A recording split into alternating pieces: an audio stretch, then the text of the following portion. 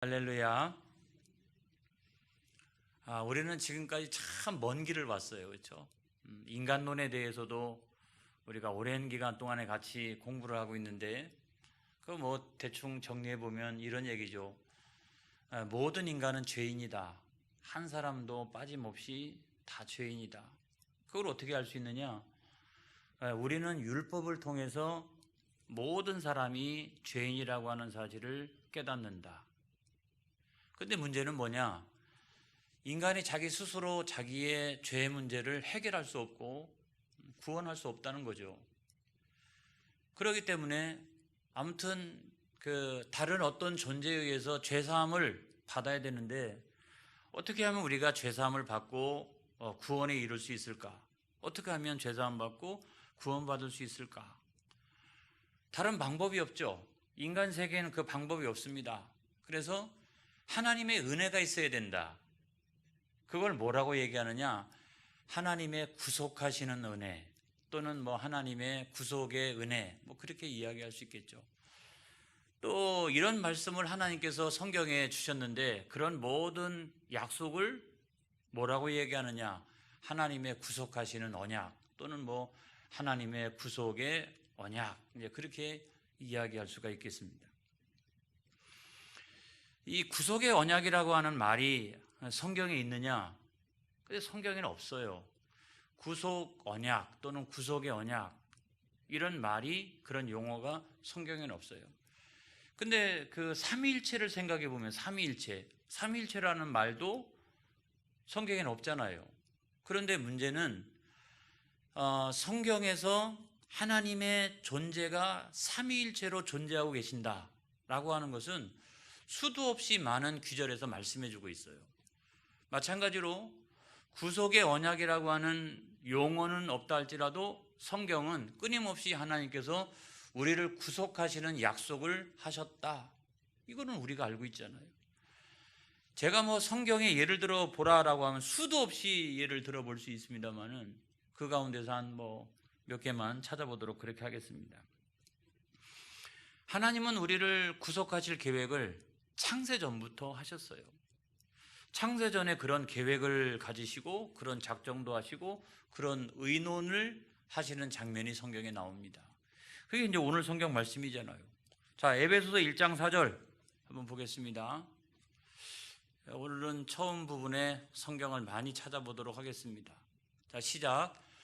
그 창세전에 그리스도 안에서 우리를 택하사 우리로 사랑 안에서 그 앞에 거룩하고 흠이 없게 하시려고.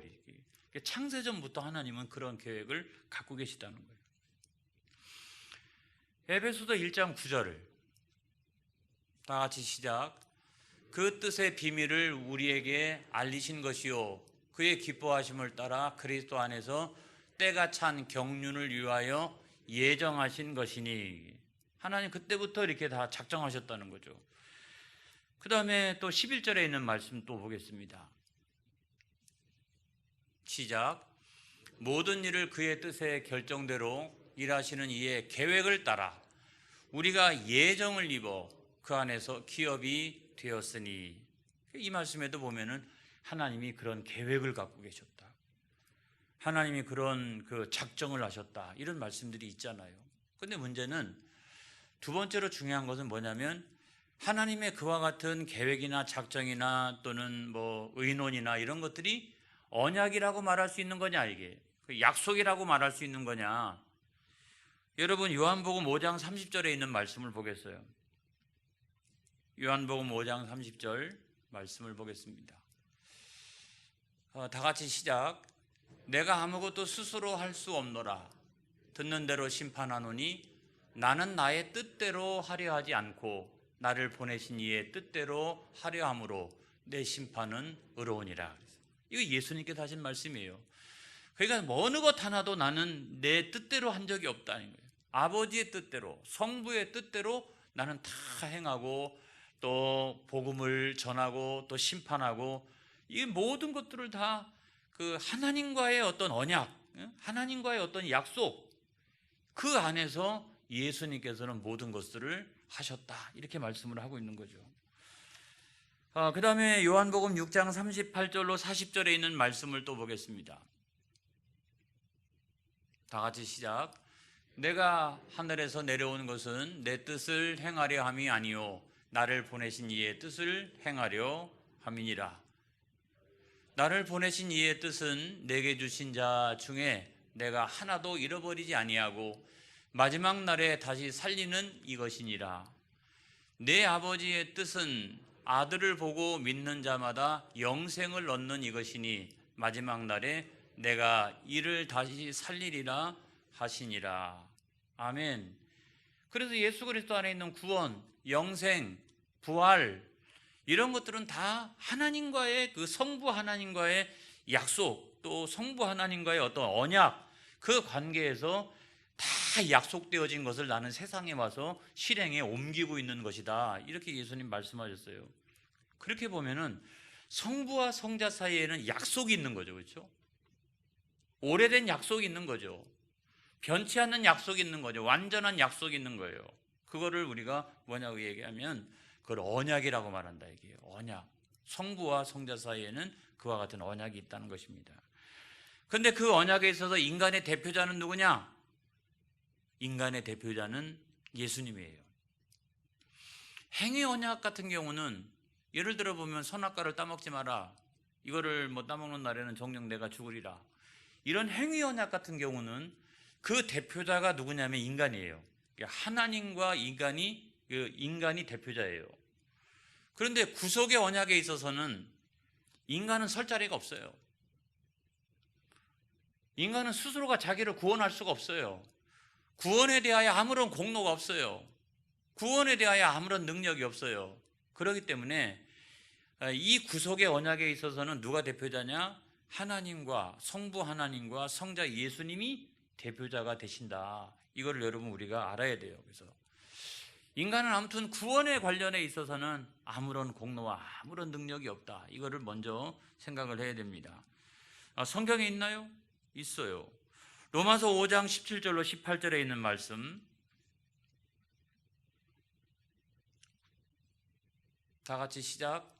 한 사람의 범죄로 말미암아 사망이 그 한 사람을 통하여 왕노릇하였은즉 더욱 은혜와 의의 선물을 넘치게 받은 자들은 한 분 예수 그리스도를 통하여 생명 안에서 왕노릇하리로다. 그런즉 한 범죄로 많은 사람이 정죄에 이른 것 같이 한 의로운 행위로 말미암아 많은 사람이 의롭다 하심을 받아 생명에 이르렀느니라. 그래서 모든 죄의 대표자는 첫 번째 아담이고 모든 의의 대표자는 두 번째 아담이신 예수님이시라는 거예요. 예수님이 대표자가 되시는 거예요. 죄에 대해서는 아담이 대표자이지만 의에 대해서는 예수님께서 대표자가 되신다. 그래서 적어도 구원의 문제에 있어서는 누가 대표자냐? 인간을 대표해서. 인간은 대표자의 자리에 나올 수가 없어요. 인간은. 그런데 예수님께서 인간의 몸을 입으시고 인간을 대신하여 대표자 자리로 나오시기 때문에 우리 모두가 의의 자리로 나갈 수가 있는 거예요. 이걸 믿으시기를 바랍니다. 이런 언약이 구약시대 내내 메시아 언약을 통해 가지고 우리에게 쭉 하고 내려와요. 그래서 하나님께서 메시아를 세상에 보내주시는데 그 메시아가 어떤 모습을 가지고 우리에게 오시느냐? 이것이 구약의 성경에 내내 그게 다 기록이 되어져 있다는 거죠. 여러분 시편을 한번 찾아보겠습니다. 시편 2편 7절로 8절. 시편 2편 7절로 8절 시작. 내가 여호와의 명령을 전하노라. 여호와께서 내게 이르시되 너는 내 아들이라. 오늘 내가 너를 낳았도다. 내게 구하라. 내가 이방 나라를 내 유업으로 주리니 내 소유가 땅끝까지 이르리로다. 여기서 보면 하나님께서 예수님에게 육체를 주세요. 육체를 주셔서 세상에 보내신다는 거예요. 그 다음에 시편 40편 7절로 9절 말씀을 보겠습니다. 다 같이 시작. 그때 내가 말하기를 내가 왔나이다. 나를 가리켜 기록한 것이 두리마리 책에 있나이다. 자, 이것만 먼저. 자, 7절만 먼저. 이건 뭡니까?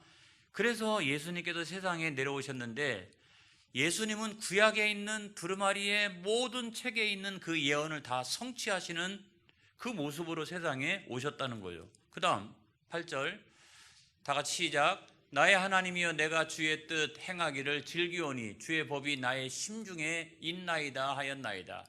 이미 예수님은 하나님 자신이기 때문에 하나님 말씀을 다 알고 계세요. 그래서 하나님의 모든 법을 심중에 갖고 세상에 내려오셨고 철저하게 세상에 있는 동안에 하나님 말씀에 순종하셨어요. 그 다음에 9절 시작. 내가 많은 회중 가운데서 의의 기쁜 소식을 전하였나이다. 여호와여 내가 내 입술을 닫지 아니할 줄을 주께서 아시나이다. 땅끝까지 복음이 전하여지기 위하여 예수님께서는 복음의 기쁜 소식을 이 세상 가운데 전파하셨다는 거죠. 할렐루야. 그러면 육신으로 오셔서 죽기까지 순종하시고 또 그때까지 계속해서 땅끝에 이르도록 예수님께서 그 복음을 전하셨다. 이것이 이제 구약 성경에 쭉 나와 있는 거예요. 그 다음에 89편 3절로 4절. 자 시작. 주께서 이르시되 나는 내가 택한 자와 언약을 맺으며 내 종 다윗에게 맹세하기를 내가 내 자손을 영원히 견고히 하며 내 왕위를 대대에 세우리라 하셨나이다 그랬어요. 자 여기서도 보면은 내가 택한 자와 언약을 맺었다 그랬어요. 그러니까 성부 하나님이 성자 예수님과 그 언약을 체결하셨다는 거예요. 이 만세전에 그렇게 체결하셨다는 거예요. 이사야 42장 6절 마지막으로 한번 보겠습니다. 시작. 나 여호와가 의로 너를 불렀은즉 내가 내 손을 잡아 너를 보호하며 너를 세워 백성의 언약과 이방의 빛이 되게 하리니. 그래서 예수님은 이 세상의 빛이 되게 하신 거예요.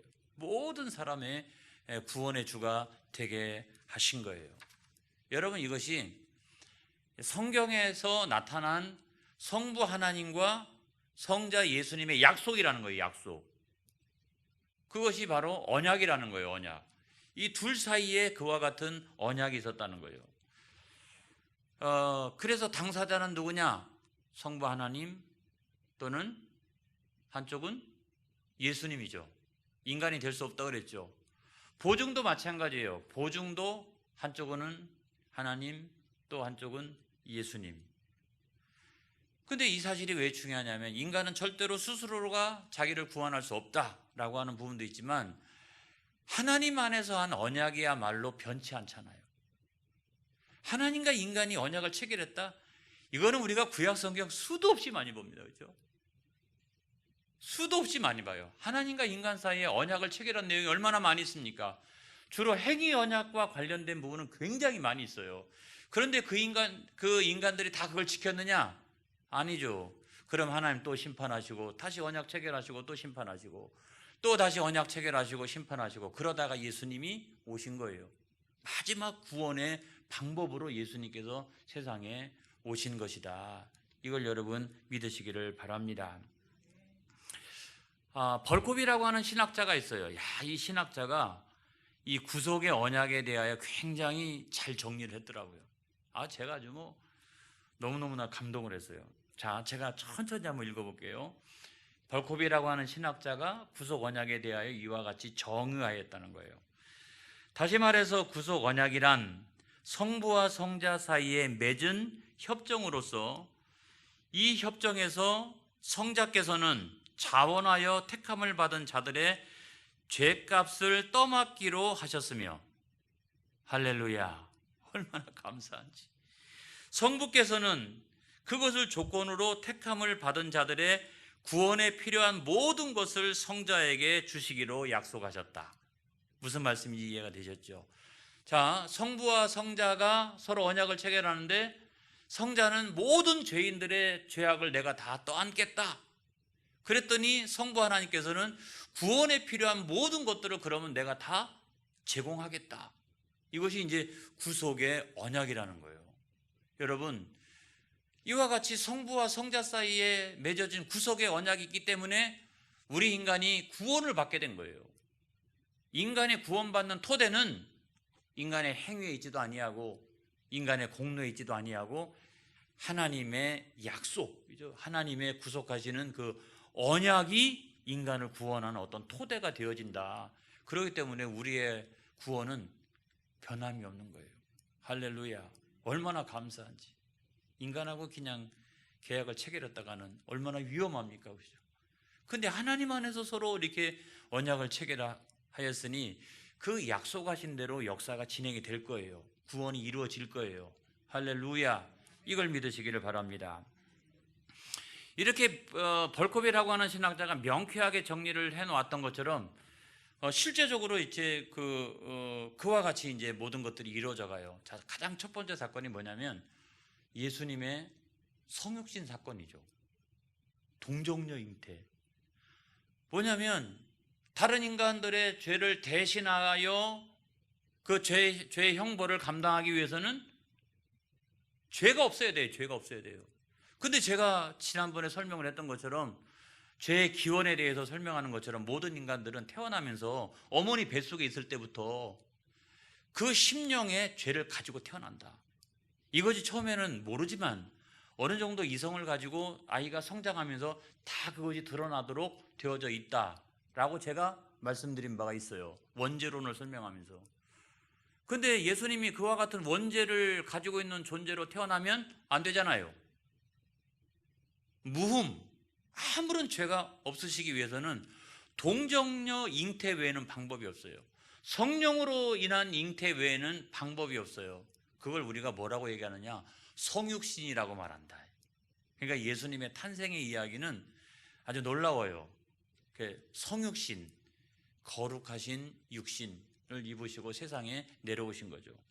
그 다음에 두 번째로 보면 예수님은 세상에 있는 동안에 율법의 완전한 의에 이르셨어요.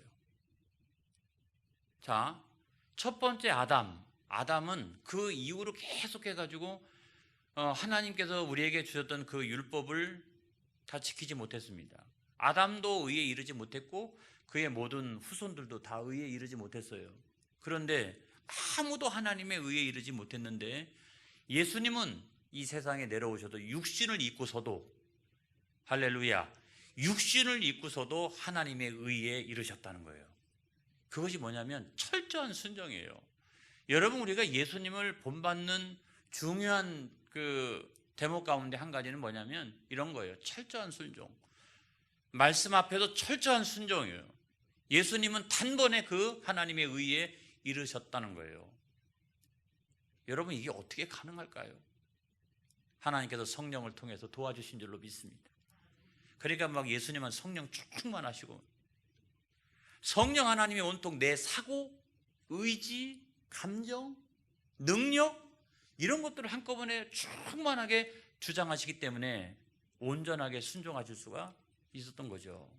여러분, 성령으로 충만하시기를 주님의 이름으로 축원합니다. 그 다음에 세 번째는 뭐냐? 세 번째는 인간의 모든 죄의 형벌을 대신 지셨다. 그렇죠.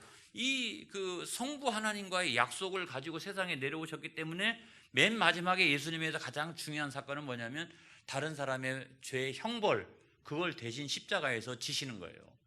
그렇기 때문에 예수님의 십자가 사건이 중요한 거예요. 왜 하필이면 십자가냐? 그거는 인간이 그 당할 수 있는 형벌 가운데 가장 무서운 형벌이기 때문에 예수님께서 그 형벌을 담당하셨도다. 할렐루야. 그래서 우리의 죄책이 벗겨진 거예요, 여러분. 그렇지만 뭐는 남는다? 죄의 결과는 남는다. 죄의 영향력은 남는다. 이 말씀을 제가 거듭해서 드린 바가 있죠. 자, 예를 들어서 한번 설명해 볼게요. 어떤 형제가 있었어요.